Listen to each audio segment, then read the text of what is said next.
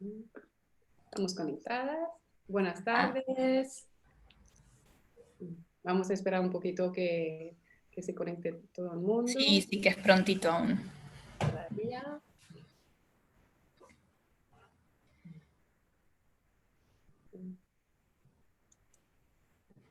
Que siempre, bueno, solo son las 7 y punto, ¿no? Vamos a esperar un poco.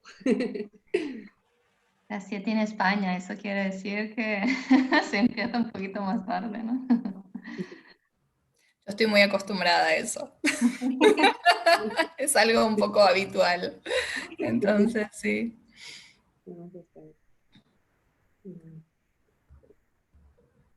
Conectando todo el mundo.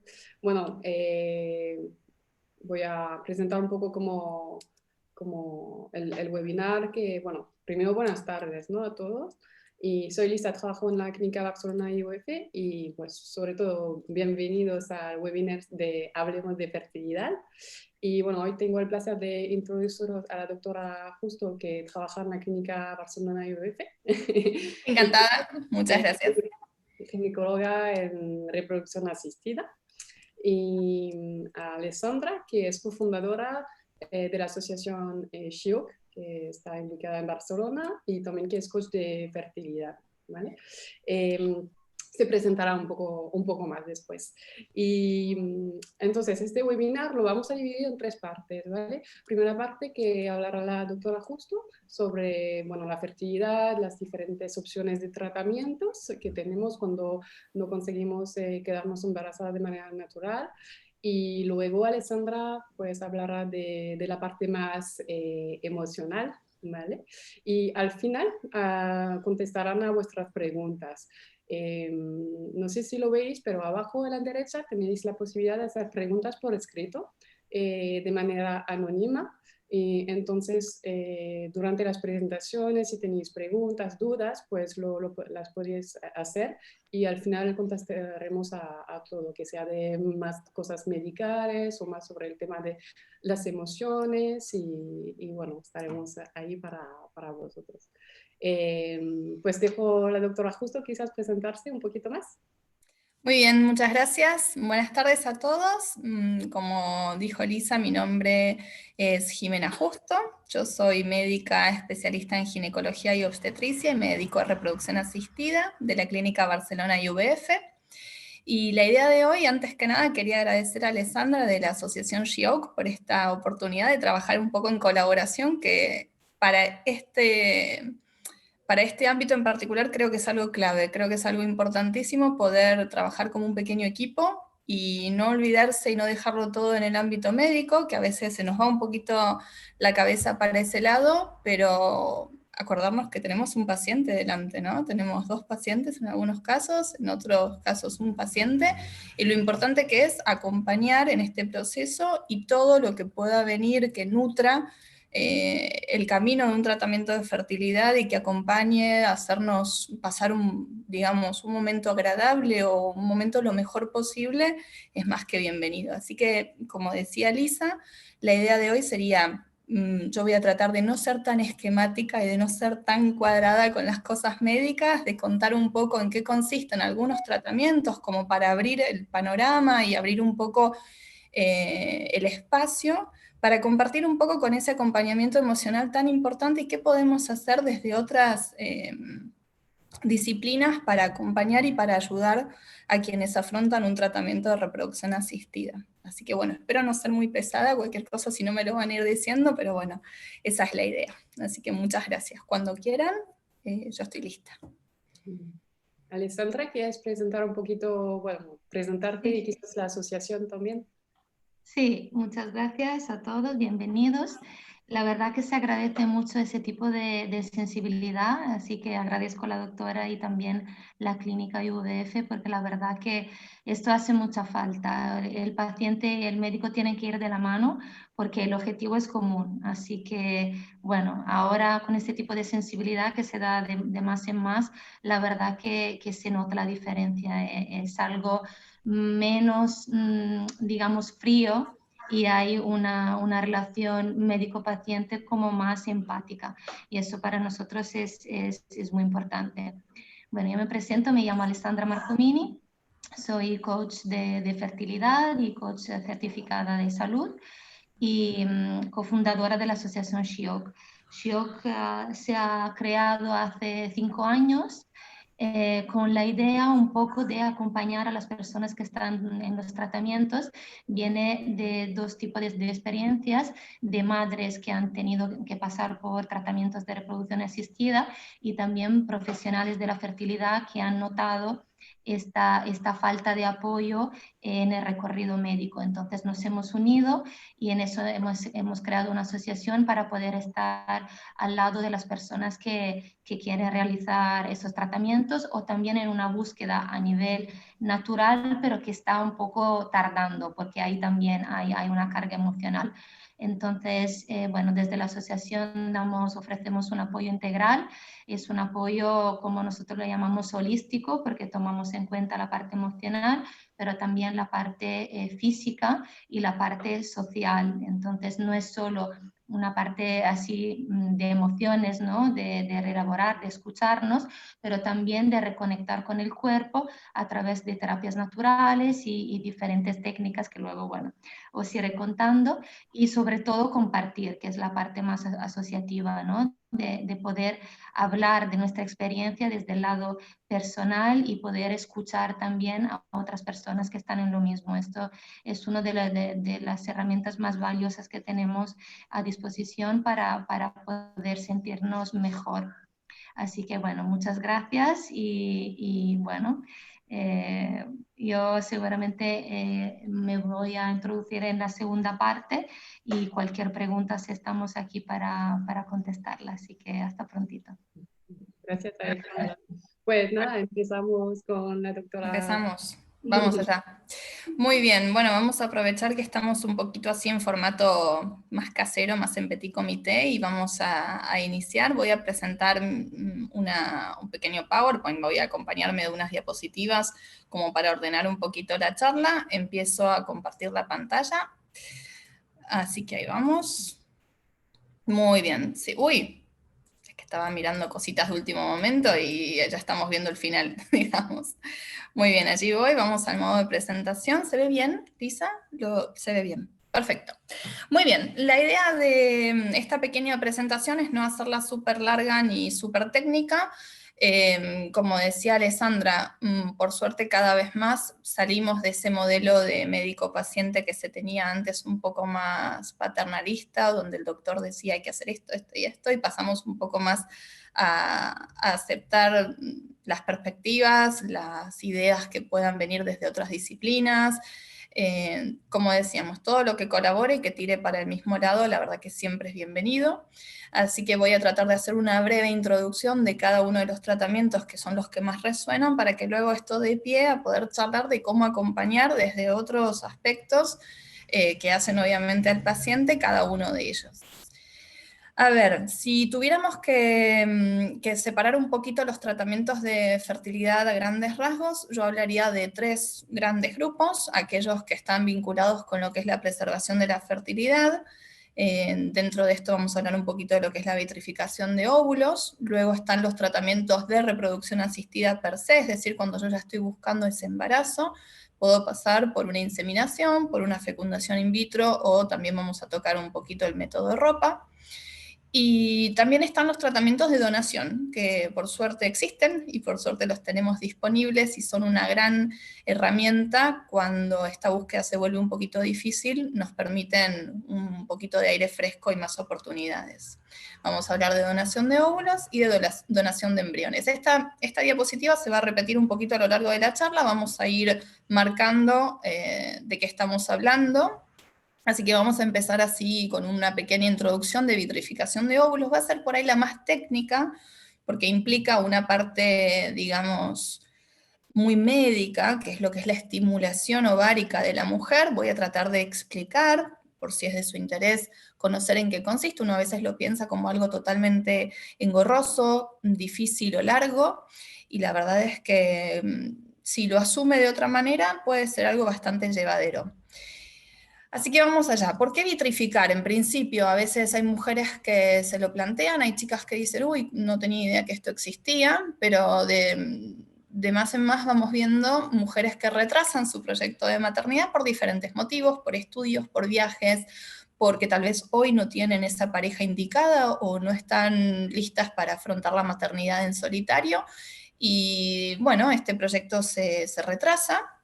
Y hay algo que no para, que es el tiempo. Entonces, la vitrificación nos permite, entre comillas, poner un stop a este reloj biológico que tenemos las mujeres y darnos un poquito más de respiro a la hora de retrasar nuestra maternidad. Este es un gráfico simplemente para mostrar lo que ha pasado en la evolución del tiempo, lo que era la edad del primer hijo.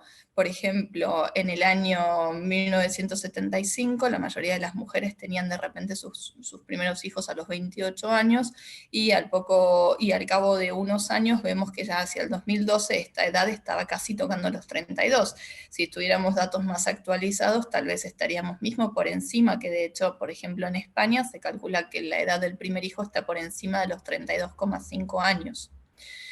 Esto obviamente nos genera un cambio un poco, tiene que ver un poquito con el rol nuevo, digamos, que ocupamos las mujeres en la sociedad, tanto como profesionales, a nivel de estudios, pero esto es otra realidad que vemos que a medida que pasa el tiempo, nuestra fertilidad lamentablemente baja un poco. Con esta disminución de nuestra fertilidad, encontramos que hay también aumento de la incidencia de abortos espontáneos o de alteraciones o diferentes cuestiones que dificultan conseguir ese embarazo. Y por supuesto hablamos de un embarazo en buena salud, ¿no? Y ahí es cuando viene la vitrificación. Es una técnica que no lleva muchos años, es bastante nueva, hace poco, relativamente poco, en la historia de lo que es la reproducción asistida que se está utilizando. Es una técnica que ya está, si bien es bastante nueva, ya está totalmente difundida y aceptada como algo que casi se considera un tratamiento básico, digamos, para aquella mujer que tenga hoy el deseo de vitrificar sus óvulos y posponer un poquito su maternidad. Entonces, bueno, claro, ¿qué hacemos ante esta situación? Bueno, listo, lo que se nos ocurrió es ponerle un poquito de freeze a nuestros ovarios y ver qué es lo que podemos obtener con ellos. Entonces, ¿en qué consiste una vitrificación? Cuando uno habla de voy a congelar mis óvulos, ¿qué es lo que estamos queriendo decir? Básicamente, nosotras las mujeres tenemos una reserva ovárica, es decir, una cierta cantidad de pequeñas bolitas que se conocen como folículos en nuestros ovarios, que mes a mes, después de la menarca, que es nuestra primera regla, se empiezan a desarrollar en cada ciclo. Sabemos lo que es una ovulación, alrededor del día 14 las mujeres tenemos una ovulación, puede ser antes, puede ser después. Si hay espermatozoides dando vueltas por algún lado, tendremos una fecundación y eventualmente un embarazo, y si no, ese folículo directamente se reabsorbe y entramos en un nuevo ciclo tras la próxima regla. Ahora, ¿qué es lo que sucede? Este grupo de bolitas, conocidas como folículos primordiales, se va gastando. Se va gastando todos los meses, es inevitable, y cuando se gasta el último llegamos a ese momento que se conoce como la menopausia, en donde nuestros ciclos directamente se finalizan. ¿Qué es lo que podemos hacer nosotros en un tratamiento de vitrificación? Intentar sacar provecho de estos pequeños folículos primordiales que tenemos, intentar estimularlos, que estos mismos se desarrollen, que lleguen a darnos un óvulo maduro, y que este óvulo maduro se pueda conservar, vamos a decirlo, congelado, ¿sí? Vitrificarlo es, en definitiva, congelarlo en nitrógeno líquido a menos 196 grados, parece ciencia ficción, pero es así. Y esto nos permite mantener su calidad, porque sabemos que lo que se va alterando con el tiempo es la genética, es la calidad genética de estos óvulos, y no solo disminuye su cantidad con el tiempo, sino que también su calidad. Entonces, bueno, digamos, es una muy buena alternativa. No es un tratamiento que sea para todo el mundo, hay mujeres que lo ven súper viable, hay mujeres que lo encuentran algo que no les interesa, pero realmente es buenísimo saber que esto existe y que nos da una alternativa.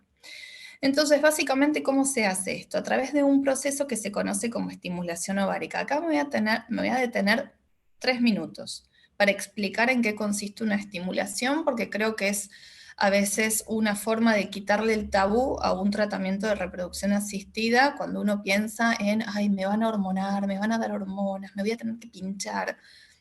Hay que tomárselo con un poquito... No, no lo quiero subestimar para nada, pero quitarle un poco los miedos. Vamos a tratar de quitarle un poco el aura tan difícil que tienen este tipo de tratamientos. Básicamente una estimulación hormonal consiste en la aplicación por vía, en este caso, subcutánea, es decir, a través de inyecciones que se dan en la piel, generalmente en la barriga, de hormonas, que son las mismas hormonas que produce normalmente una glándula que tenemos a nivel cerebral que se conoce como la hipófisis. Esta hipófisis produce todos los meses principalmente 2 hormonas que están vinculadas con el ciclo de la mujer, que son la hormona folículo estimulante y la hormona luteinizante. Básicamente lo que se hizo es, ok, si la hipófisis las produce en unas cantidades chiquititas para producir un óvulo todos los meses, si nosotros la podemos dar de forma artificial en dosis más altas, vamos a conseguir que nuestros ovarios produzcan más cantidad. Entonces esto se hace en un ciclo que comienza con la regla, a partir del cual en el tercer día de la regla se inician estas inyecciones. Se trata de inyecciones subcutáneas fáciles, como la gente que necesita aplicarse insulina, se hacen de la misma manera, las puede hacer el paciente en la comodidad de su casa. Es un tratamiento que no voy a decir que no tiene sus cosas y hay que prestarle atención y estar muy pendiente, pero es bastante llevadero y permite que la persona haga su vida normal durante el mismo. Ahora bien, yo me estoy inyectando, me estoy poniendo hormonas, estoy estimulando mis ovarios, estoy buscando que estos folículos se desarrollen para que el día de mañana me puedan recuperar estos óvulos que yo quiero guardar en el congelador, digamos, frisados en el laboratorio. Entonces hay que hacer un control a ver cómo va esta estimulación, y el mismo se hace por vía ecográfica, y podemos observar, aquí vamos, en cada ecografía cómo va aumentando el tamaño de estas pequeñas imágenes negras, de estas pequeñas bolitas negras que son estos folículos, hasta que llegan a un tamaño en donde están listos para el último, voy a mover esto un poquito, para el último paso de una estimulación, que fíjense que desde que empezamos en el día 1 del ciclo hasta que llegamos casi al final han pasado 13, 14 días. Hablamos de un tratamiento de más o menos 2 semanas de duración, en donde la primera semana es relativamente tranquila, hacemos las inyecciones en casa, lo sumo alguna ecografía, y luego es la segunda semana donde los controles ecográficos son más intensos y llegamos al momento de la punción. Pero aquí básicamente lo que se hace es mediante una pequeña intervención quirúrgica, esto es a veces lo que da un poco más de miedo. Es un procedimiento sencillo, no hay que menospreciarlo o quitarle importancia porque no deja de ser una pequeña cirugía, pero es una cirugía de baja complejidad que se hace bajo anestesia, bajo sedación, para no sentir dolor, y se recuperan estos óvulos para poder utilizarlos. Y digo utilizarlos porque este mismo plan de estimulación sirve tanto para una vitrificación en donde yo voy a guardar mis óvulos para usarlos más adelante, como para una FIV. Es decir, cuando nosotros hablamos de, ay, voy a hacer una fecundación in vitro, ¿qué quiere decir? Es esto, voy a hacer una estimulación, voy a promover un desarrollo de varios folículos en mis ovarios para luego poder retirarlos y una vez retirados poder utilizarlos, ya sea vitrificarlos o fecundarlos, y ahora ya vamos a ver esas diferencias. ¿Cuáles son los mieditos o los miedos que aparecen con la vitrificación? Bueno, por un lado está el tema del tratamiento hormonal, a uno le da un poco de resquemor a veces pensar en hormonas, nosotros lo llamamos estimulación hormonal, acá podemos ver una imagen, espero que no haya mucha aprensión con esto. Se trata de inyecciones subcutáneas que se realizan de forma sencilla en casa, y mientras tanto se van haciendo ecografías para ir controlando y midiendo el tamaño de estos folículos. Esta es la parte hormonal o la parte más tediosa y larga del tratamiento.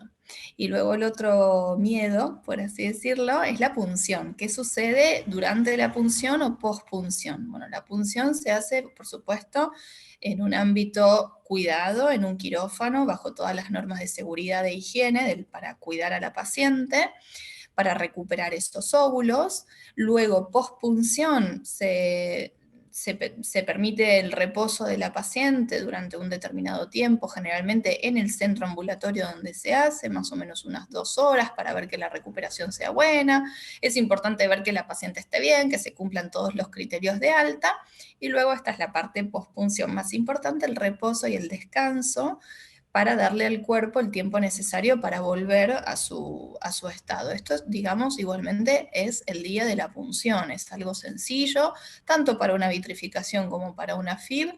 Ese día me quedo en casa, hacemos una siesta, miramos un poquito de Netflix, pero nada de salir a pasear, a correr o a hacer la clase de spinning en el gimnasio, eso no.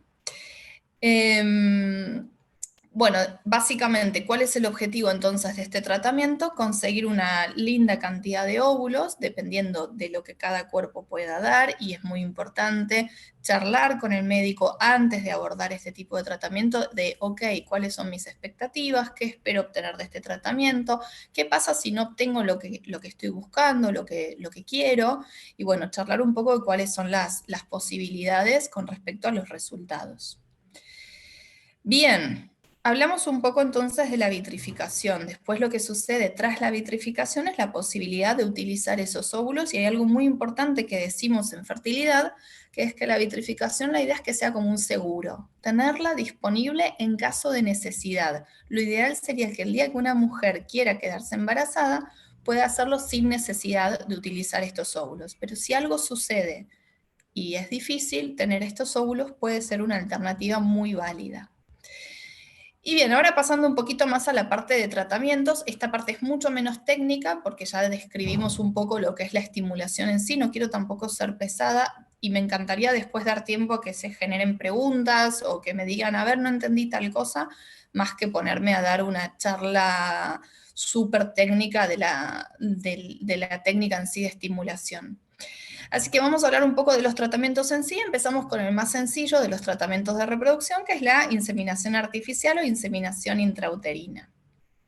Es un tratamiento que consiste básicamente en producir la ovulación de la mujer. Esto se puede hacer con o sin estimulación ovárica. Cuando hablo de estimulación ovárica, hablo otra vez de las inyecciones subcutáneas que veíamos hace un ratito, pero en una dosis mucho más bajita, evitando justamente una estimulación excesiva, porque no la necesito para una inseminación. Luego se induce la ovulación, es decir, busco que ese ese folículo en el ovario se rompa, libere el óvulo, y en el momento de esa ovulación hacer la introducción de una muestra de semen, que por supuesto se prepara en el útero, para favorecer una fecundación natural.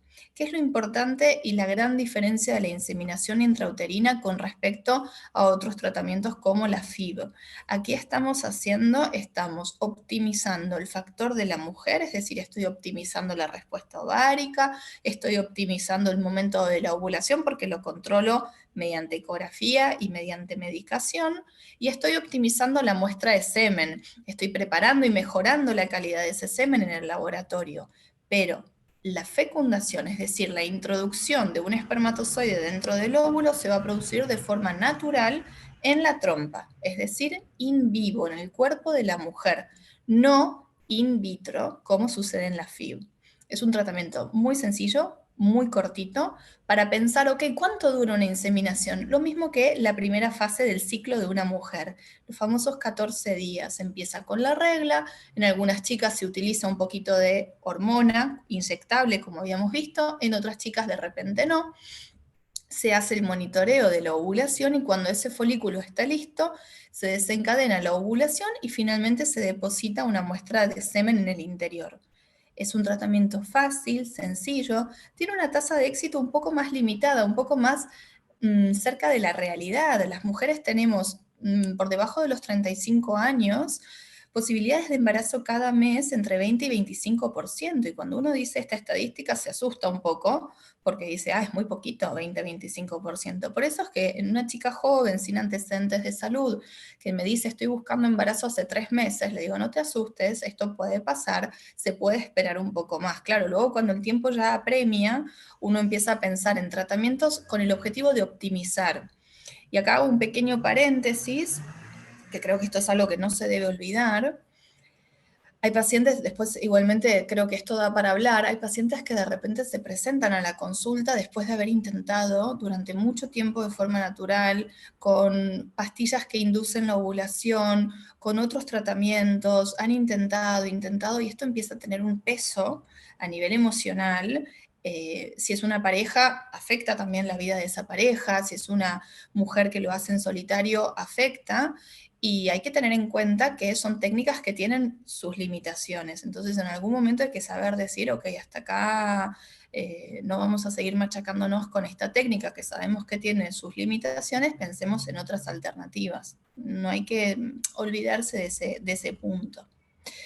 Bueno, ¿cómo se hace? Súper fácil, esto que vemos en las imágenes son catéteres que se utilizan para la introducción de la muestra de semen y básicamente se puede hacer con muestra en el caso de si hay una pareja, la muestra de la propia pareja, o si se requiere de un donante, la muestra de un donante que se introduce en la cavidad uterina y luego se aguarda una fecundación. Es un tratamiento realmente sencillo, cortito, y aquí lo vemos otra vez.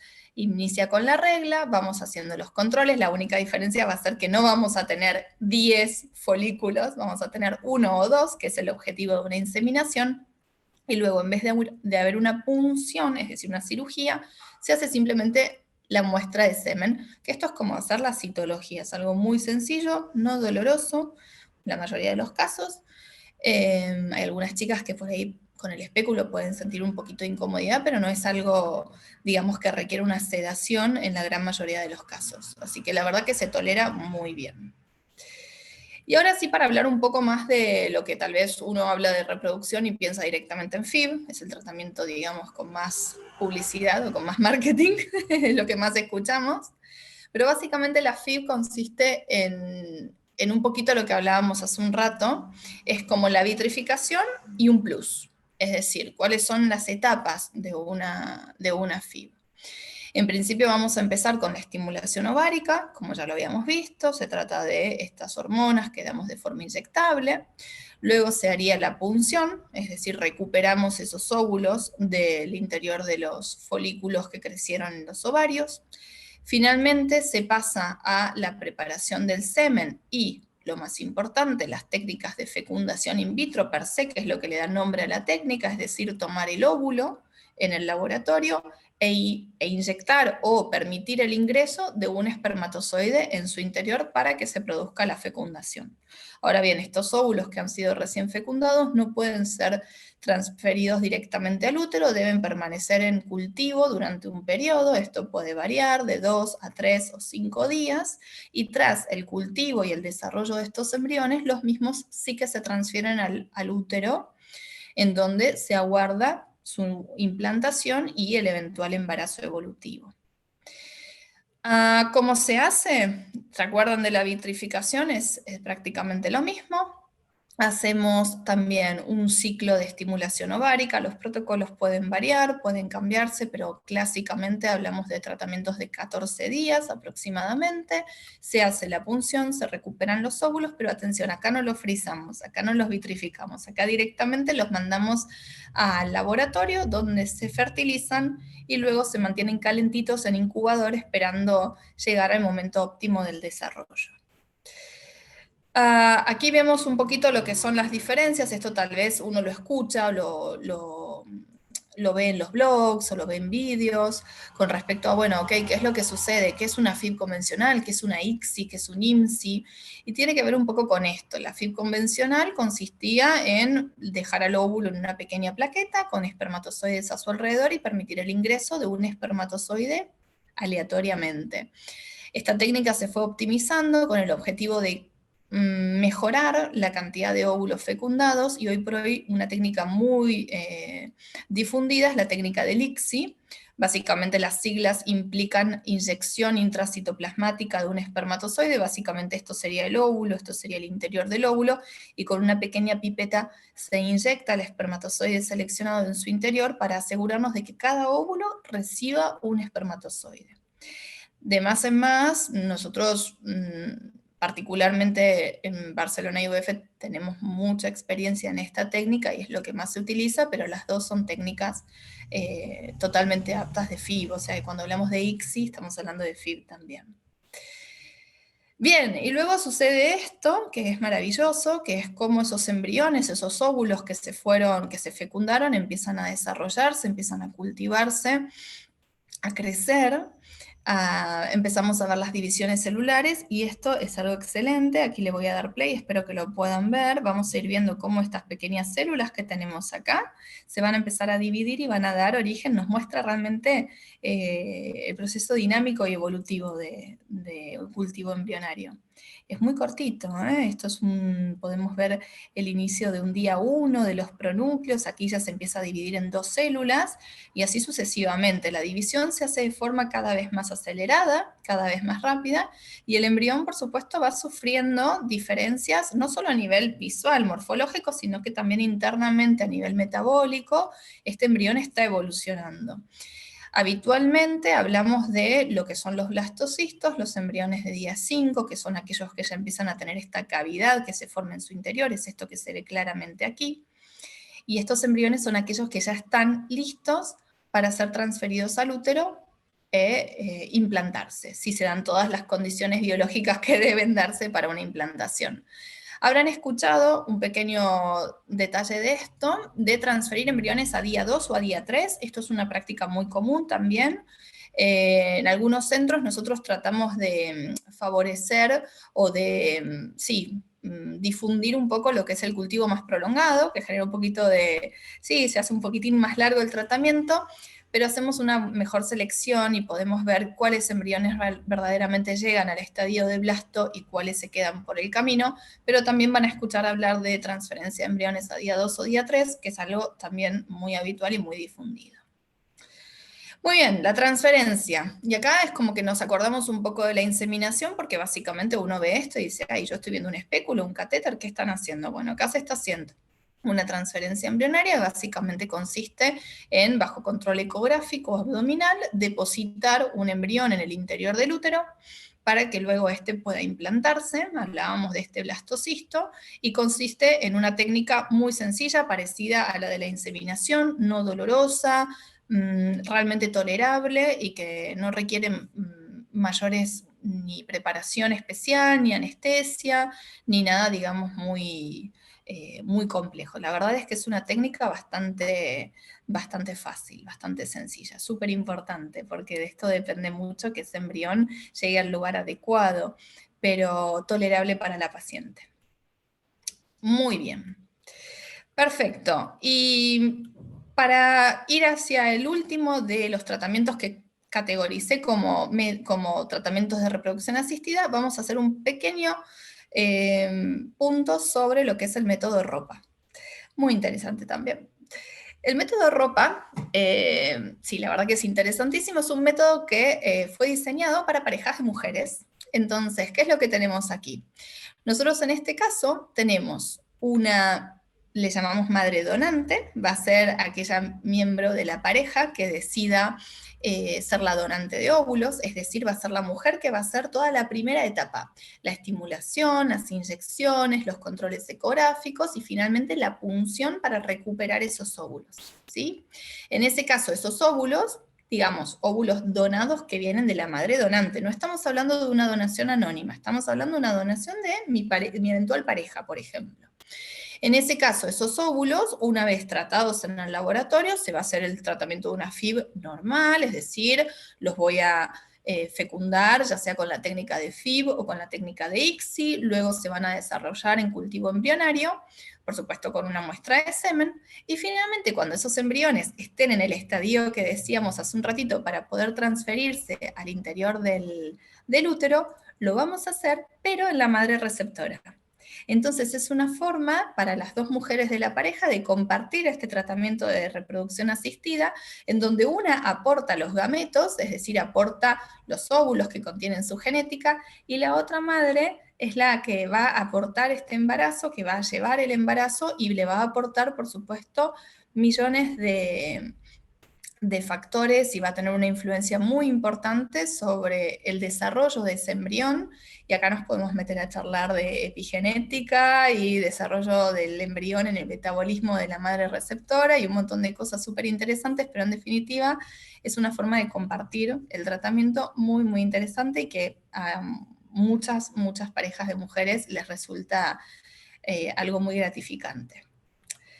Bien, y ahora este es un pequeño esquema donde podemos ver, en esta le llamamos madre donante o madre genética, en donde se recuperan los óvulos, los mismos se desarrollan en el laboratorio y luego la transferencia se hace en la madre gestante, es lo mismo que vemos aquí en este otro gráfico. La verdad, un método muy, muy lindo y que a muchas mamás les resulta muy interesante. Da participación a ambas y es una muy linda alternativa. Bien, y para charlar un poquito de la última parte, no quiero hacerlo muy largo, creo que estamos más o menos bien de tiempo. Tratamientos con donación. 2 palabras de qué es lo que quiere decir donación de óvulos y qué es lo que quiere decir donación de embriones.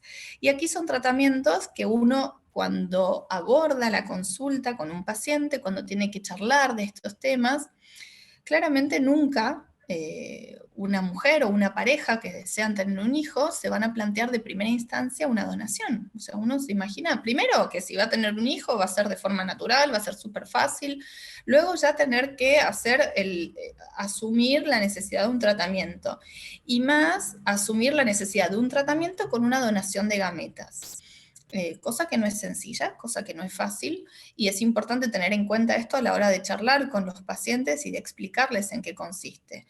Y esto es a nivel personal, yo creo que es una maravilla que estas alternativas estén y que existan, porque en la práctica he visto parejas, he visto mujeres que vienen después de hacer múltiples intentos, que vienen ya cansados, agotados, realmente con una moral muy bajita después de tantos resultados negativos o difíciles, y a veces te dicen en la consulta: doctora, yo lo único que quiero es tener un hijo, quiero ser mamá, no me importa de dónde venga.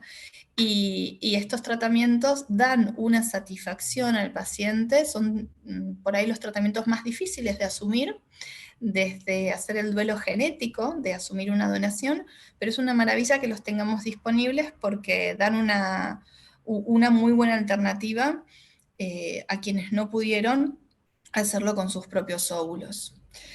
Así que, ¿en qué consiste la donación de óvulos? Es un poco parecido, van a ver que el esquema, de hecho lo hice igual, es un poco parecido a lo que hablábamos del método de recién de ropa, de la madre donante. Bueno, pero aquí en donación de óvulos estamos hablando de una donante anónima, es decir, yo de repente me presento con mi pareja masculina, yo necesito una donación de óvulos, va a haber una donante anónima seleccionada para mí, de acuerdo a las características que sean compatibles conmigo, que va a donar estos óvulos mediante un tratamiento de estimulación hormonal, los cuales se van a utilizar con el semen de mi pareja o banco de semen, dependiendo de cuál sea el requerimiento de mi caso.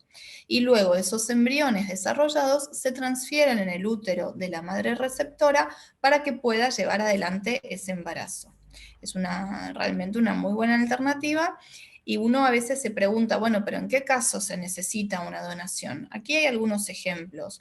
Mujeres que han tenido o son portadoras de alteraciones genéticas que no les permiten tener hijos, mujeres que por problemas quirúrgicos, endometriosis, diferentes enfermedades, han tenido tal vez intervenciones quirúrgicas que han disminuido su reserva ovárica, mujeres que por cuestiones de edad ya realmente tienen muy poquitas chances de éxito con sus propios óvulos y prefieren optimizar los resultados con una donación, ni hablar de aquellas mujeres que hayan sido sometidas a un tratamiento de quimioterapia o radioterapia. Sabemos que esto afecta mucho la fertilidad en el caso de los pacientes oncológicos, a mujeres que hayan tenido por ejemplo, una menopausia precoz, o mismo aquellas chicas que no tienen tal vez estos diagnósticos, pero que realmente han tenido un resultado negativo tras otro y ya se encuentran en una situación donde desde todos los puntos de vista es muy difícil seguir adelante con los tratamientos. La donación es una bocanada de aire fresco que puede dar el resultado esperado, que en definitiva lo que queremos es un embarazo y la capacidad de maternar, de tener ese bebé y de poder ejercer el rol de mamá. Bien, ¿cómo funciona la donación aquí? Esto es más desde el punto de vista legal, solamente para dar un poquito de luz en este aspecto. Es algo voluntario, altruista, uno lo hace para ayudar, no se hace a cambio de algo, esto es algo a tener en cuenta, y es confidencial, completamente anónimo. Las identidades de los padres y de la donante están totalmente protegidas por la ley y es algo accesible solamente para el equipo médico. Esto es importante, hay leyes que enmarcan este tipo de tratamientos. Y sí, decimos que es una donación altruista, esto lo comento porque un montón de pacientes me lo consultan, se les paga a las donantes. Aquí en España hay una retribución a aquellas mujeres que donan sus óvulos, que no se considera un pago porque es exactamente lo mismo para la que me da 1 y para la que me da 20. Y simplemente se considera no como una venta de óvulos, sino como una retribución por todos los movimientos, el desplazamiento, el tener que hacer las inyecciones, etc. ¿Cómo se organiza? Básicamente tenemos a la receptora y a la donante. En algunos casos se sincronizan sus ciclos, en otros no hace falta. Y lo que se hace es la primera parte de la FIB que veíamos con la estimulación ovárica en la donante, y cuando esos embriones ya están preparándose en el laboratorio, se prepara el endometrio de la mamá, de la receptora, para hacer la transferencia embrionaria. Parece engorroso, la verdad que es un tratamiento que lleva un poco más de tiempo que la FIB, es cierto, pero se hace de una forma, la verdad, muy coordinada. Y finalmente, lo último que me queda por comentar así cortito es la donación de embriones. ¿De qué se trata? Se trata básicamente de embriones, de repente, que vienen de parejas que han hecho tratamientos de una doble donación, parejas que requerían donación de óvulos y donación de semen, por ejemplo, que han tenido su grupo de embriones, han tenido sus hijos, dicen fábrica cerrada, familia completa. Vamos a donar estos embriones que son viables, que son de buena calidad, que tienen una buena genética, para otras pacientes o parejas que puedan requerirlos. Y básicamente lo que se hace es una transferencia embrionaria con embriones que son de doble donación, que ya están desarrollados. Es un tratamiento cortito, sencillo. No supone grandes niveles hormonales ni tratamientos complejos para la mujer, y a muchas chicas que requieren una doble donación les da una muy buena alternativa. Así que bueno, con esto más o menos termino, y la idea de esta diapositiva no es generarnos, ¡ay, qué lindo el bebé!, sino me gustaría terminar solo con esta frase: este es nuestro objetivo común, es verdad, es esto lo que estamos buscando, pero sin olvidarnos lo que decía hace un rato, y esto no lo digo solo para que suene lindo, lo digo en serio, no hay que olvidarse que hay un paciente, y ese paciente de repente viene con años de bagaje, de tratamientos que ya ha hecho, de tiempo buscando, de parejas que han ido y han vuelto. Bueno, hay una historia detrás de cada uno, entonces sí, este es nuestro objetivo y tenemos la ciencia que nos trata de ayudar de este lado, pero la ciencia tiene sus limitaciones y hoy sabemos mucho más que hace 10 años, pero dentro de 10 años vamos a saber mucho más que hoy, eso es seguro. Así que no hay que olvidarse que esto es un acompañamiento integral del paciente, y con esto le cedo un poco la palabra a Alessandra para que nos charle de todo ese acompañamiento holístico que puede favorecer este objetivo común. Muchas gracias. Gracias, doctora, por su presentación muy interesante. ¿Muy larga? No. Un poquito. No, pero muy completa, yo creo que quiero decir. Ahora Alessandra, que se ha presentado antes, que es coach de fertilidad y cofundadora de la Asociación SHIOC, nos va a hablar más de la parte emocional, ¿no?, de todo este proceso. Sí, muchas gracias. Voy yo también a poner la presentación. Pues sí, muchas gracias a la doctora. La verdad que los asombros, ¿no?, de la medicina y de la tecnología son increíbles. Lo que pasa es que el hecho de querer formar una familia o el deseo de traer una vida al mundo no deja de ser algo muy humano y muy emocional. Entonces es algo que es ahí como visceral, o sea, eso no deja de ser el deseo de reproducirnos. Entonces, claro, es algo que tenemos que hacer las cuentas con ello, inevitablemente. Entonces, ¿eso qué quiere decir?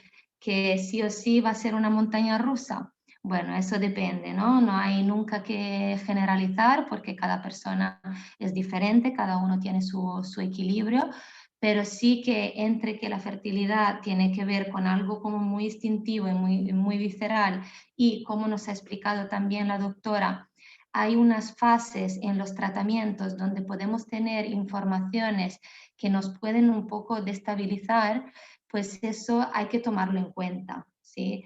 ¿Qué quiero decir? Yo me refiero, por ejemplo, en un tratamiento de FIV, llegamos, hacemos la punción y de repente nos sacan 12, 14 óvulos y estamos súper contentas, ¿no? De decir, wow, qué buen número. El día siguiente nos llaman y nos dicen que a lo mejor se han fecundado la mitad. Entonces, de la gran felicidad, pues pasamos, hoy por Dios, ¿cómo puede ser? Y estamos súper tristes.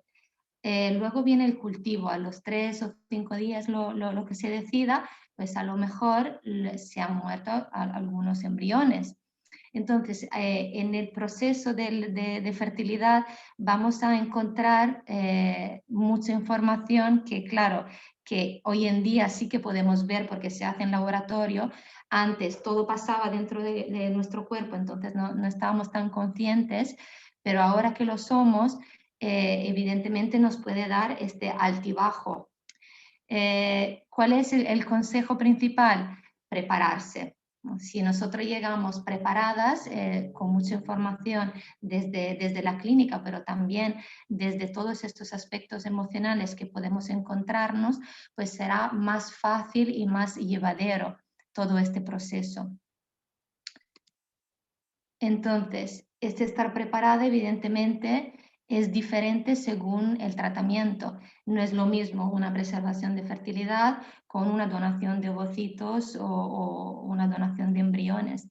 Entonces, por ejemplo, la preservación de fertilidad, de repente, como ya nos ha hablado la doctora, tiene mucho que ver con el manejo de las expectativas, porque yo estoy en una fase donde me planteo cuidar de mi fertilidad porque no sé lo que va a tardar mi proyecto familiar o quiero yo priorizar los estudios o el trabajo, pero a lo mejor no, mi fertilidad, hasta que no la chequee, no sé a qué punto está. Entonces, a lo mejor me planteo una preservación de fertilidad con 33 años y la calidad de mis óvulos a lo mejor no es tan buena. O sea, hasta que no chequeemos médicamente nuestra fertilidad, no sabemos su estado.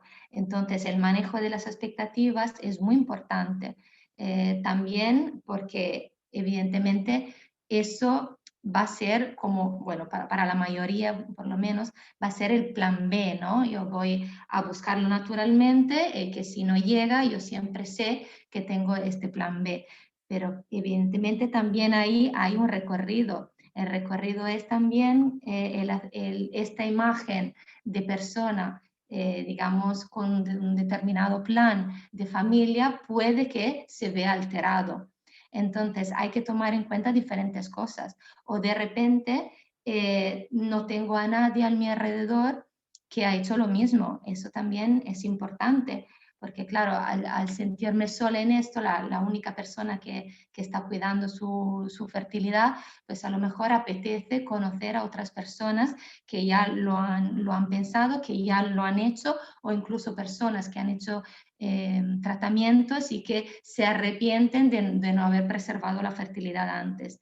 Entonces, desde la asociación un poco ofrecemos también este intercambio, ¿no? Todas estas dudas, el miedo que puede haber a las inyecciones, como bien nos estaba contando la doctora. Todo ese compartir nos deja un poco aliviar todas estas tensiones y al mismo tiempo nos puede ofrecer perspectivas diferentes.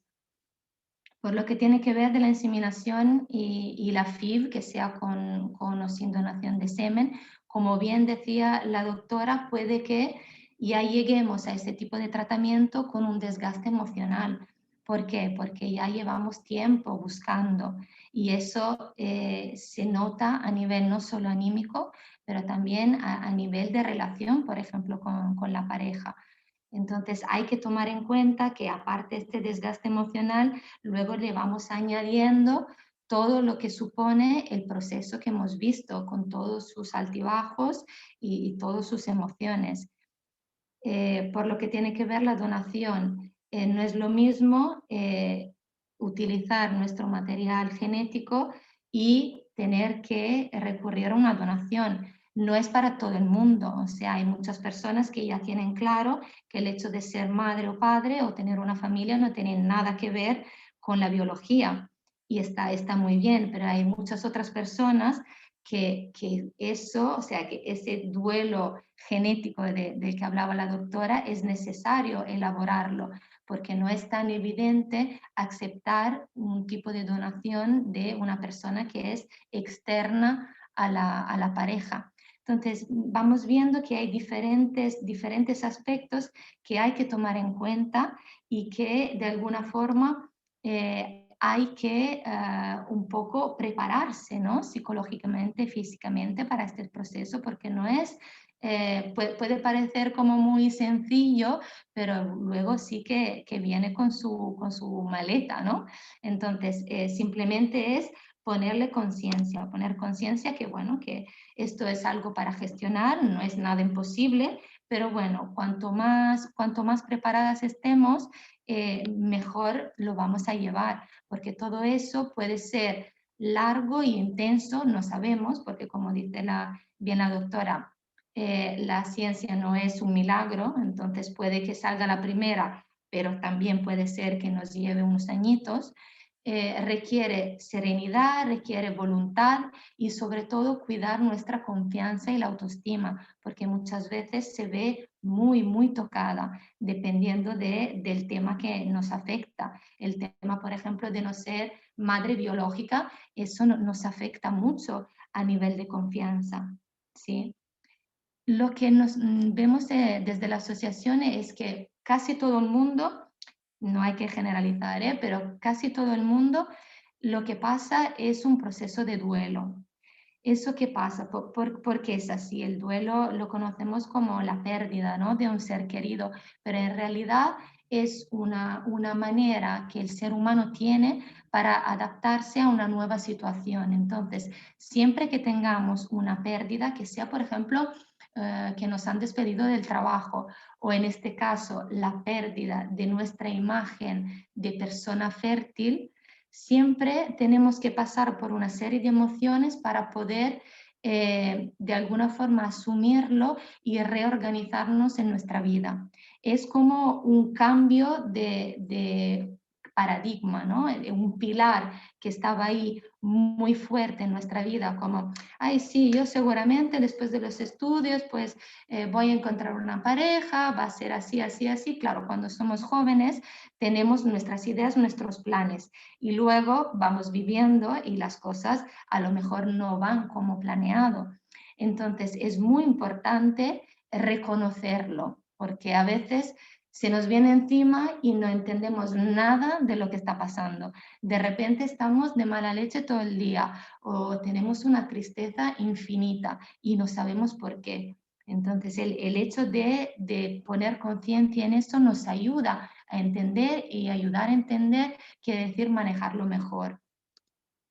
Normalmente las fases del duelo vienen de un primer shock, una parálisis que viene con el diagnóstico muchas veces, ¿no? Vamos a chequear cómo está nuestra fertilidad y el doctor o la doctora nos dice que tenemos una baja reserva ovárica o que nuestra pareja, su semen, pues no tiene la motilidad suficiente o que necesitamos una donación.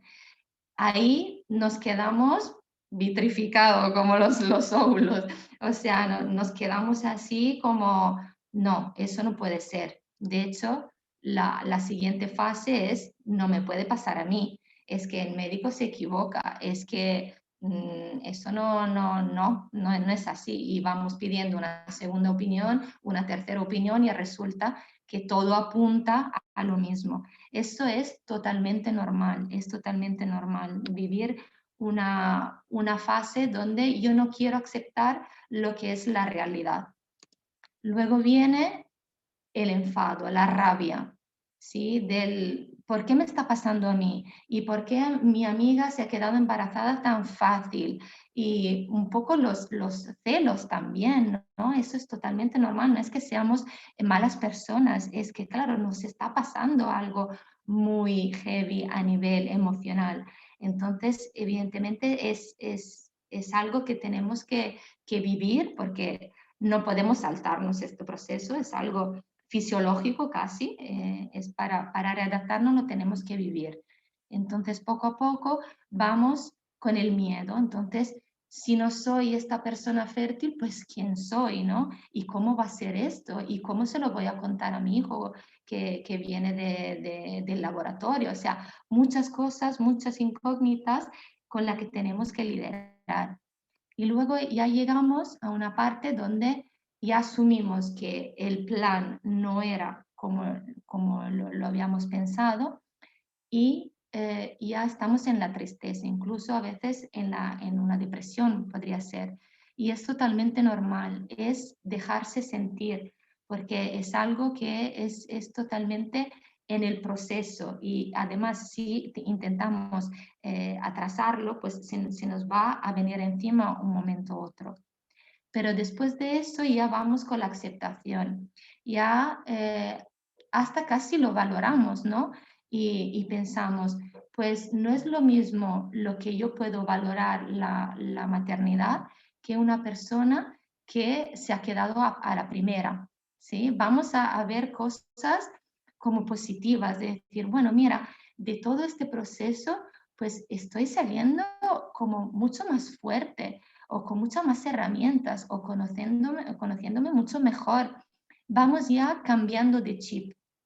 Incluso si tuvimos culpa, que eso es una de las emociones como bestseller de los tratamientos de fertilidad, porque va con el reloj biológico, ¿no? Que nos hablaba la doctora, el hecho de no haberlo pensado antes, y por qué no he preservado, y por qué no he intentado buscarlo cuando era más joven. Todo eso lo dejamos de lado, y llega el perdón, ¿sí? El perdón de que si yo estaba en un momento determinado de mi vida enfocada, por ejemplo, en los estudios, o enfocada en el trabajo, pues yo no estaba, por ejemplo, para tener hijos en este entonces. Entonces es el perdón de decir, bueno, ya está, eso ya se queda en el pasado, y ahora voy con el plan de ahora.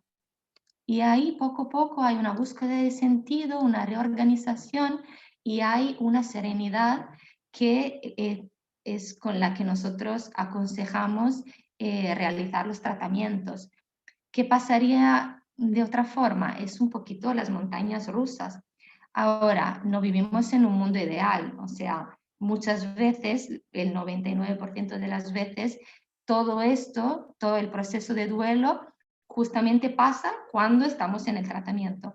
¿Por qué? Porque es algo que, claro, que vamos descubriendo poco a poco, sobre todo si no nos informamos antes, se nos cae todo encima y no pasa nada. Eso se maneja, pero con conciencia, buscando esos tipos de apoyo, este tipo de elaboración, que luego nos permite también llevar mejor los tratamientos. Entonces, el proceso emocional es muy sencillo, pero es muy importante dejarle un espacio.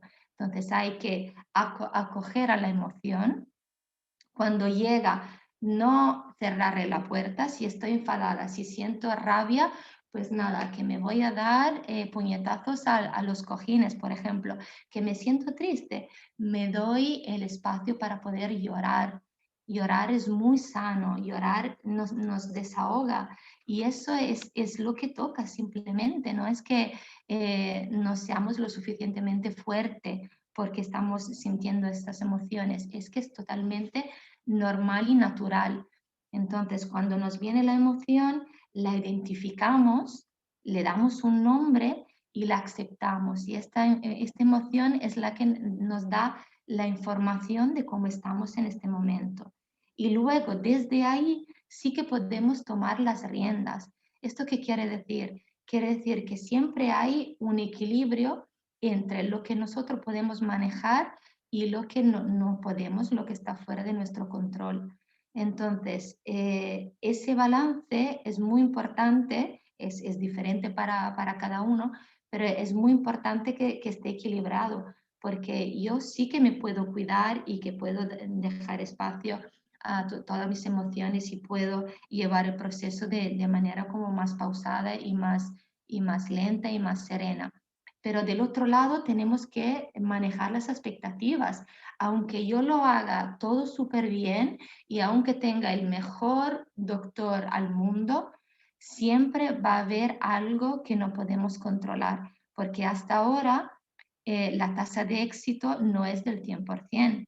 Y eso yo digo, es también el misterio de la vida, es la parte también mágica, ¿sí? Que se queda ahí. Entonces, claro, eso nos fastidia mucho porque estamos acostumbrados a vivir, sobre todo en esta época posmoderna, en que todo lo podemos controlar, lo podemos hacer, y los objetivos y la tecnología, fantástico, está muy bien, pero tenemos que asumir la otra parte, ¿sí? Y eso nos va, curiosamente, el hecho de poder aceptar esta parte nos deja soltar, y cuando soltamos llevamos todo mucho mejor a nivel emocional, ¿sí? Porque ya vemos cuál es el límite de hasta donde yo puedo tomar las riendas y donde ya no está en nuestras manos. Entonces, básicamente, para no, porque claro, de consejos sí que hay muchos, pero bueno, para dejaros unas tres cositas de que muchas veces comentamos en la asociación.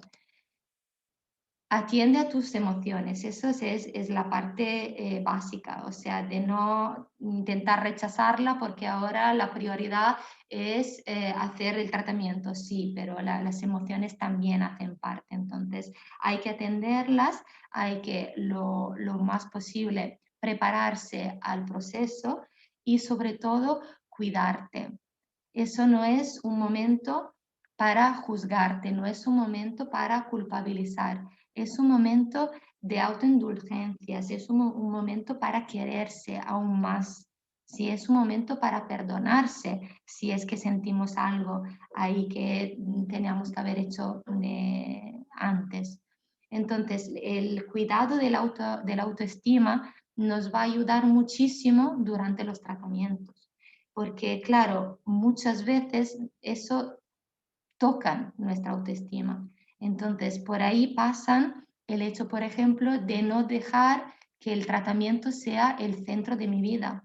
Yo sí quiero ser madre o quiero ser padre, pero eso no es lo único que yo tengo en mi vida. Yo soy mucho más. Y eso pasa también por ser, por ejemplo, hermana, por ser mejor amiga, por ser una buena profesional. Entonces, aprovecha para valorarte en todos los aspectos de tu vida, ¿sí? Porque si tú dejas que tu autoestima dependa solo de tu fertilidad, te vas a sentir como mucho más débil en este entonces, por lo que hemos hablado, porque no todo está bajo nuestro control.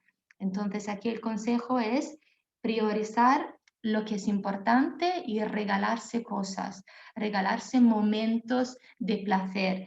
Si es que me gusta ir a gimnasios o si es que me gusta pintar, pues bien, invierte tu tiempo en cosas placenteras, ¿sí? Porque de alguna forma lo que vamos a buscar es también reequilibrar todas estas emociones, entre comillas, negativas, que bueno, que no hay emociones negativas, ¿no? Pero menos agradables, con algo que nos dé más placer, ¿sí?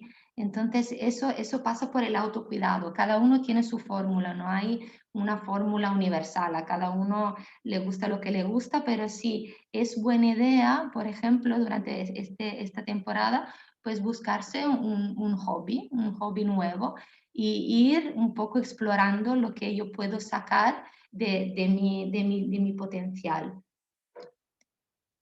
El segundo consejo es no te quedes sola. Eso lamentablemente sigue pasando. O sea, hay muchísima gente que hace tratamientos y se conoce y todo está ahí, pero el proceso se suele vivir todavía de manera muy, muy solitaria. Y eso hace que uno se encierre en sí mismo. Entonces, nuestro consejo es déjate apoyar. Esto quiere decir de las personas queridas, que puede ser la familia o los amigos, pero sobre todo de las personas que sí que están en tratamiento como tú, porque muchas veces la familia no acaba de entender lo que está pasando. Entonces hay que ver, ¿no? Cada familia es diferente y cada círculo de amigos también, pero muchas veces lo que hemos visto en nuestras socias es que, mira, prefiero no comentarlo a nadie, pero vengo a los grupos de apoyo y hablar con las demás chicas pues me hace sentir mejor. Y es eso que tratamos también. Cada 2 semanas tenemos grupo de apoyo justamente para poder crear un espacio de condivisión de todo esto. Y de hecho hay estudios universitarios que dicen que el hecho de hablar, el hecho de desahogarse con otras personas, alivia muchísimo, porque no dejamos de ser animales sociales. Y eso influye muchísimo en nuestro estado de ánimo. También llega un momento donde somos superwoman, pero cuando tenemos algo, una debilidad o un momento de crisis, podemos ir a pedir ayuda profesional. Entonces, un coach o un psicólogo sí que te puede ayudar mucho en eso. Y es curioso porque esa parte como más emocional, más psicológica, parece que nosotros tenemos que atenderla como solitos, ¿no? Pero en cambio, cuando se miran otro tipo de profesiones, como por ejemplo, nos estropea algo de fontanería, así que llamamos al fontanero, ¿no? Pero de repente estamos fatal, pero no vamos al psicólogo o no vamos al coach. Es un poco reconocer que cada uno tiene su experiencia y que podemos dejarnos apoyar en diferentes niveles, pero que está bien de pedir ayuda. Y además, en un momento tan intenso como suele ser el proceso de fertilidad, eso normalmente ayuda muchísimo. El tercer consejo es un poco reconectar con el cuerpo. Ya en nuestra era posmoderna vamos todos de cabeza, o sea, todo son cálculos, todo es planificar y sentimos muy poco a nivel corporal. Sentimos lo básico de dormir, comer y poco más. Entonces, aquí la invitación es un poco reconectar con el cuerpo y sobre todo dejar de verlo como la fuente del problema, porque eso muchas veces sí que pasa. Es que yo quiero quedarme embarazada. ¿Y qué hace mi cuerpo? Pues trabaja en contra mío. Pues eso es un conflicto, ¿no? Es un conflicto que creamos como que desde aquí damos las órdenes y el resto tiene que obedecer. Pues no es tan así, o sea, somos un todo, y claro, si empezamos a tener este tipo de relación con nuestro cuerpo, evidentemente lo que vamos a crear son más tensiones. Lo que tenemos que hacer es más bien dejarlo, mimarlo, ¿no? Mimarlo y decir, vale, pues esta es nuestra intención, pues vamos a lo mejor a regalarnos sensaciones positivas y de placer, pues vamos a darnos un masaje, vamos a comer un poco de chocolate, o sea, es llenarlo de sensaciones positivas y de conciencia. Desde la asociación tenemos también una actividad grupal que es el yoga de fertilidad, que es justamente que tiene que ver con eso, o sea, el saber cómo está mi pelvis, el saber cómo está mi útero. Muchas veces es el gran desconocido porque no tengo sensaciones no tengo conexión. Entonces, muchas veces nuestra profe de yoga lo que nos dice es, si tú fueras un bebé, ¿dónde te gustaría habitar? ¿En un útero frío, sin movilidad y sin ninguna conciencia? ¿O te gustaría estar en un útero calentito, con movilidad, con placer, con conciencia? O sea, al final es preparar el nido, al final es eso, es prepararse para acoger la vida. De aquí vamos a también en otros aspectos, ¿no? El ejercicio físico, eso también, el hecho de moverse es muy, o sea, aparte que libera endorfinas, es algo que es absolutamente necesario porque somos todo un uno. Y esta relajación, esta meditación, estos masajes que nos podemos regalar, siempre nos van a llenar de cosas positivas. Al final es conectar con los 5 sentidos. Entonces, dejámonos ayudar también por estas terapias milenarias como puede ser la acupuntura, la osteopatía. De hecho, hay estudios que demuestran que la acupuntura y la osteopatía sí que favorece la circulación de la sangre en tratamientos de fertilidad. Entonces, no dejamos de lado la parte tan importante que es con la que vamos a conseguir, ¿no?, nuestro deseo, que es el cuerpo. Todo esto es un poco para resumir la visión que tenemos desde la asociación. O sea, es la fertilidad, pero vista en de manera orgánica, ¿no? Entonces, de la parte física, evidentemente, los tratamientos médicos, solo faltaría, pero también complementarlo con todos otros tratamientos naturales que puedan estimular, que puedan restablecer este equilibrio que ya no hay. Y es reconectar con el cuerpo y cuidarlo. Y luego la parte emocional, vivir el proceso de manera más proactiva, ¿no? De tomar las riendas, de decir, vale, me hago responsable de estas emociones, las puedo gestionar. Y luego compartir la parte más asociativa, ¿no? El saber que puedo tener una tribu a mi alrededor de personas que están pasando por lo mismo. Esto es evitar de encerrarse, es abrirse a una comunidad que nos puede aportar muchísimo. Así que bueno, sin más cosas, muchas gracias y aquí dejo los contactos por si nos quieren pedir apoyo, aquí estamos, pero bueno, vamos con las preguntas por si hay alguien que tiene alguna duda, alguna curiosidad.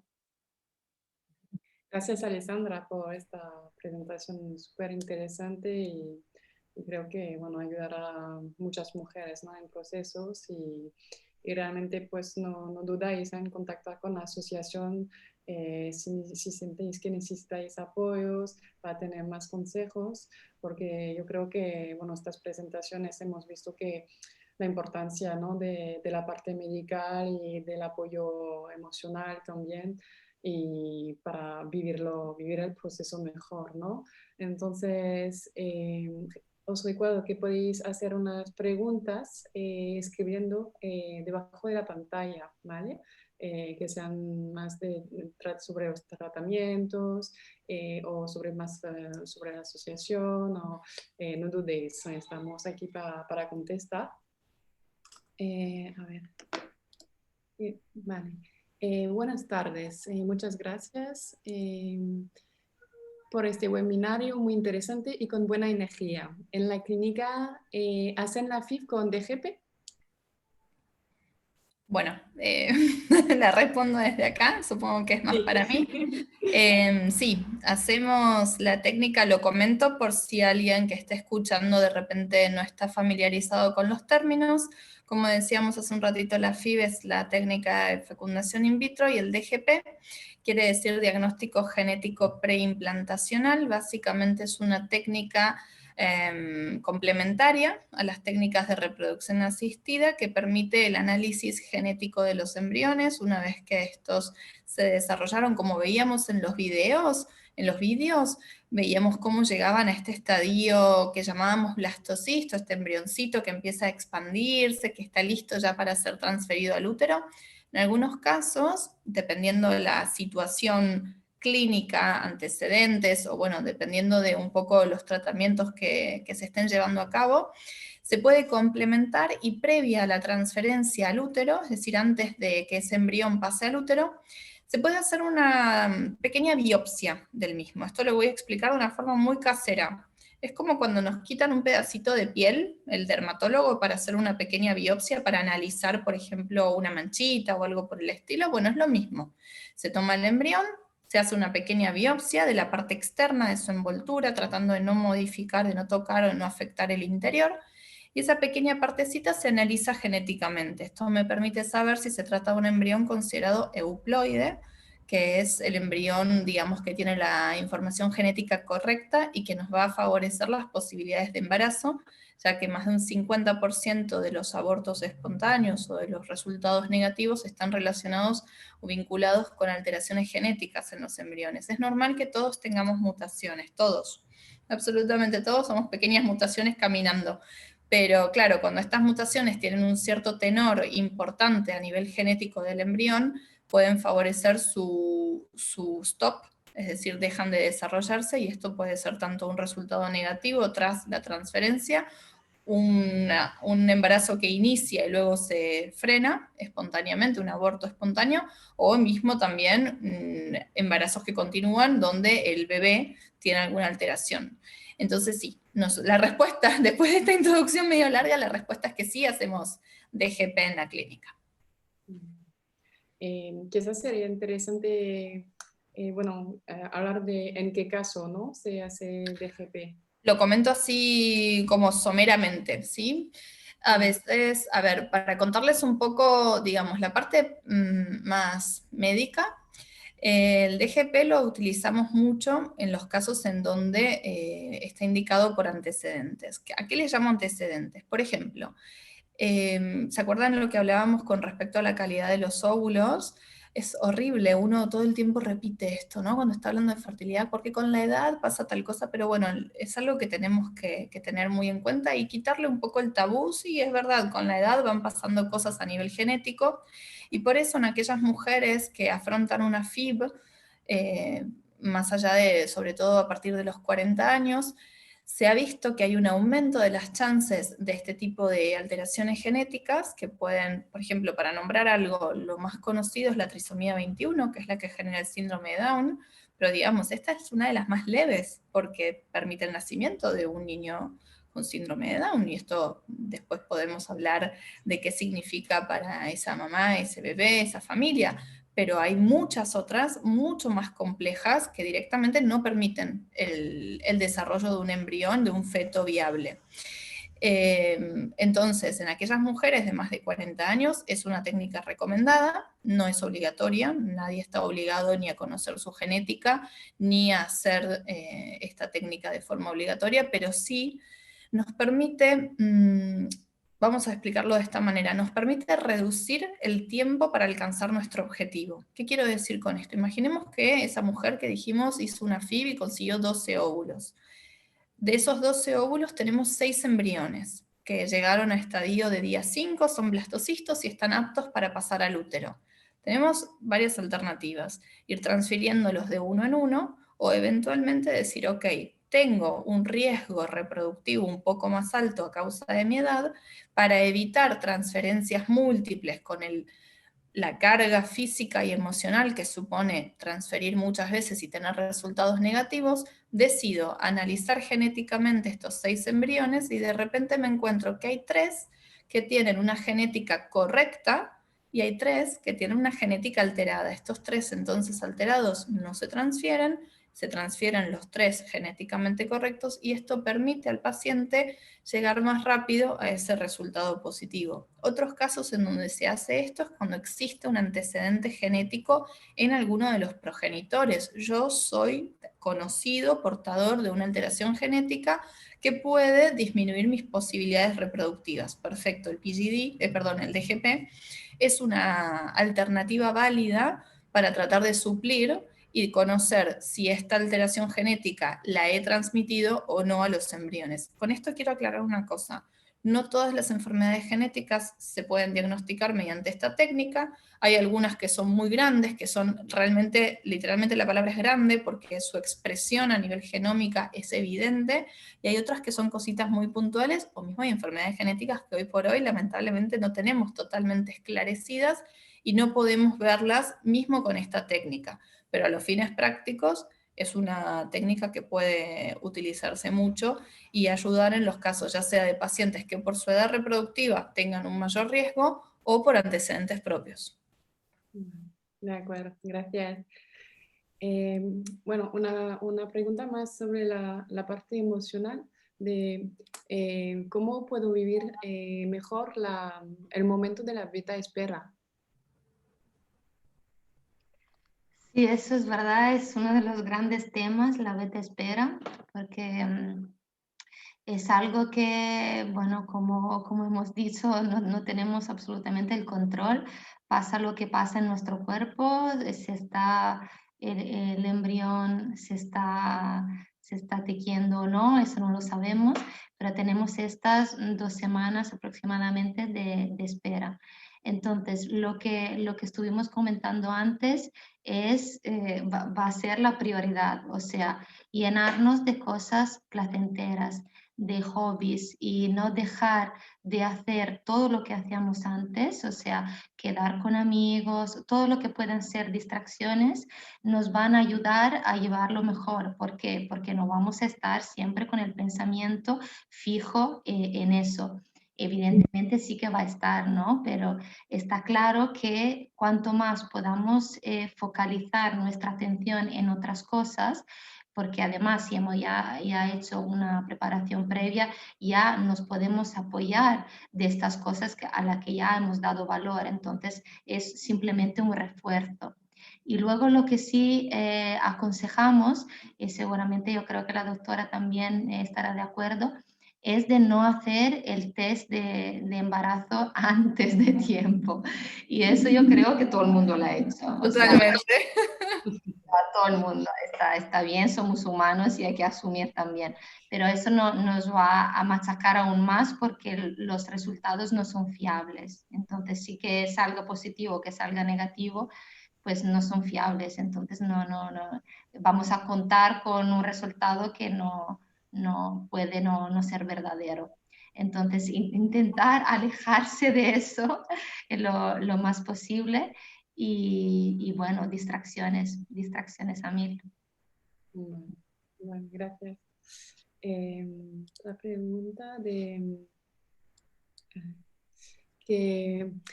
¿cuántas tentativas de inseminaciones tengo que hacer antes de pasar a la FIV?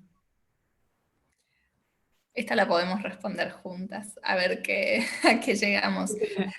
A ver, es un tema súper difícil y esto es importantísimo para mí, hablarlo con los pacientes cuando vienen a la consulta y se plantean empezar con inseminaciones, ya sea una pareja o ya sea una paciente que viene sola, aclarar desde el primer momento que tenemos, como decíamos hace un rato, la tecnología por suerte está de nuestro lado y nos ayuda, nos mejora, nos optimiza los resultados, pero no es el 100%, como decía Alessandra, y hay que conocer las limitaciones. Si uno conoce las limitaciones, y con esto me apoyo totalmente en lo que contaba Alessandra, si uno está preparado y tiene sus expectativas trabajadas, hay que entender que puede no funcionar. El tema es que, claro, también creo que es importante establecer un límite, porque si no uno corre el riesgo de entrar en un sinfín. Bueno, un intento más, a ver si tal vez la próxima, un intento más. Y claro, de repente cuando ya llega el momento en donde dice hasta acá llegué, las energías están totalmente agotadas, si hay una pareja, la relación tal vez con esa pareja ya no es igual, la relación con el médico ya no es la misma. ¿Cómo puede ser que no me hayan dicho que esto podía no funcionar a la primera? Pacientes que, claro, vienen Tenemos pacientes que vienen porque han estado intentando buscar el embarazo y ya ven que hay algo que no va bien, y pacientes que de repente se plantean por primera vez en solitario, de repente hacer una inseminación, y claro, yo no tengo ningún problema, es eso, ¿no? El shock de ¿qué pasó? No funcionó. La recomendación, a ver, esto es algo muy variable, ¿sí? Depende un poco. Nosotros lo que vemos es que hay muchos estudios científicos que valoran la parte estadística, y cada inseminación tiene aproximadamente, dependiendo por supuesto de los antecedentes, no es lo mismo una INSE a los 28 años que a los 38, y no es lo mismo si yo tengo antecedentes de una endometriosis y tengo las trompas así, o si tengo 0 antecedentes y nunca intenté tratamientos previos. No quiero, digamos, como decíamos hace un rato, hay que asumir lo que uno, lo que uno presenta, lo que su cuerpo presenta. Y nosotros vemos que la estadística nos ayuda un poco a orientarnos con respecto al límite, a decir, bueno, ok, hasta acá voy a intentar, y si ya con esta no funciona, voy a pasar a otra cosa, para no entrar en este círculo vicioso. Generalmente hablamos de hacer unos entre 3 y 4 intentos, en algunos sitios se hacen hasta 6. Yo lo que siempre le digo a los pacientes, he tenido pacientes que han hecho una, no ha funcionado, y un factor ansiedad importante, un factor planificación familiar importante, ha sido más fuerte, y han decidido, no, vamos a pasar a la FIV. Bueno, pero chicos, miren que podemos intentar una inseminación más, sí, lo sabemos, pero de todas maneras ya tenemos asumido, queremos optimizar, vamos a pasar a FIV. Perfecto. Paciente informado, consenso entre ambas partes de qué hacer. Y también tenemos casos de pacientes que van por la sexta y no funciona, y te dicen, no, no pasa nada, voy tranquilo, lo voy haciendo de a poquito. Lo importante para mí es saber establecer y no entrar en un círculo vicioso, porque después cuando uno llega al momento donde tiene que pasar a otra cosa, lo hace muy agotado. ¿Por qué hablamos de 3 o 4? Esto no es un número aleatorio. Generalmente se habla de esta cantidad porque se ha visto que hay una tasa de incidencia acumulada. Ahora que estuvimos con el COVID, escuchamos esto de la incidencia acumulada un montón, y tiene que ver con cómo se va acumulando la estadística en cada intento. Es decir, si yo tiro una moneda una vez, tengo 50 y 50 de que salga una cara o la otra. Si lo hago repetidas veces, bueno, ¿cuáles son las posibilidades de que cada vez me salga la misma? Esas posibilidades se van achicando. ¿Sí? Entonces, si hago varias veces un intento, ¿cuáles son las posibilidades de que tras 5 inseminaciones las 5 sean negativas? ¿Puede pasar? Sí, por supuesto que puede pasar, pero esas posibilidades del negativo se me van achicando, me voy acercando al positivo, hasta un cierto punto. Esta incidencia acumulada se llega a una meseta, a un plató, alrededor de la tercera o cuarta inseminación. En algunos casos depende y podemos charlar de 6, pero más o menos sobre la cuarta ya estamos viendo que la estadística empieza a aplanarse. ¿Qué quiere decir? Si no funcionó con estas veces que ya lo hicimos, nos está diciendo algo nuestro cuerpo, nos está dando información y nos está diciendo tal vez es momento de pasar a otra cosa. Así que bueno, para redondearlo, nosotros sugerimos generalmente entre 3 o 4 intentos. Hay pacientes que hacen hasta 6 inclusive, pero creo que lo más importante es plantear de antemano con el paciente, ok, ¿hasta dónde vamos a llegar? O que el paciente viva su propia experiencia y nos diga, no, la verdad que me fue un tratamiento súper sencillo, no la estoy pasando mal, me animo a seguir, o de repente no, la beta espera fue terrible, quiero pasar a otra cosa que me optimice las posibilidades porque no lo tolero. Eso es súper importante, ir viendo qué tipo de paciente, o yo como paciente, cómo me estoy sintiendo con los tratamientos. Vale, gracias. A ver, Sí, yo solo quiero añadir que estoy muy de acuerdo con la doctora. El poner límites es fundamental, o sea, es algo que se hace junto con el médico, porque evidentemente hay una parte médica muy importante que tenemos que saber, pero luego hay una parte muy personal que hay que atender. Nosotros, por ejemplo, hemos tenido en la asociación el caso de una persona que había preservado, que tenía ovocitos suyos, pero que ha preferido hacer inseminaciones, y más de una. Entonces, muchas han dicho, pero ¿por qué? Si tú tienes tus óvulos con X años menos, ¿para qué estás haciendo ahora una inseminación? Pero esto es totalmente legítimo. O sea, cada uno tiene sus valores y sobre estos valores se va construyendo su existencia. Entonces, si yo no me siento preparada, porque para mí este es mi plan B, es legítimo darme unos tentativos más para poder llegar ahí. Eso para decir que cosas que a lo mejor a los ojos de una persona no tienen sentido ninguno, a los ojos de otra sí que tiene mucho sentido y además si, no se lo perdonaría si no fuera por aquel camino. Entonces, es un poco como siempre, ¿no? El equilibrio entre lo que no, lo médico, ¿no? Las posibilidades y todo, pero también nosotros mismos y nuestros valores. Entonces, ese trabajo evidentemente es muy importante y este equilibrio también. O sea, insisto mucho en este balance porque es prácticamente la vida. O sea, nuestra existencia sí que la pasamos haciendo malabares entre cosas diferentes, ¿no? Y por eso también somos personas diferentes. Así que hay que respetar también todo tipo de decisión. Yo creo que en ese sentido, en la clínica también hay muchos casos diferentes, ¿no? Como también vemos en la asociación. Y todo tiene su porqué y está bien así. Así. ¿Cuánto tiempo dura el proceso de donación de óvulos? Bien, bueno, lo voy a responder desde la práctica que tenemos nosotros en la clínica, porque esto varía un poco de acuerdo a cómo se haga y diferentes protocolos y cada clínica tiene sus manejos.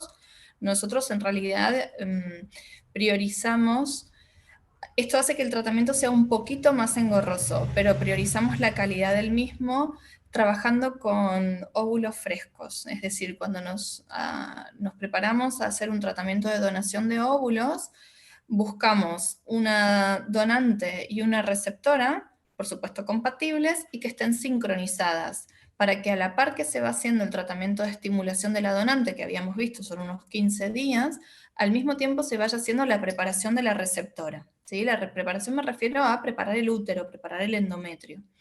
¿Y por qué lo hacemos de esta manera? Porque hemos visto que tenemos mejores resultados trabajando con esos óvulos que son recién extraídos de la donante, inseminados y transferidos como embriones frescos, que cuando se obtienen óvulos, se congelan los mismos, es decir, se vitrifican y luego se utilizan. Esto no quiere decir que la vitrificación como método de preservación de fertilidad no sea algo súper válido.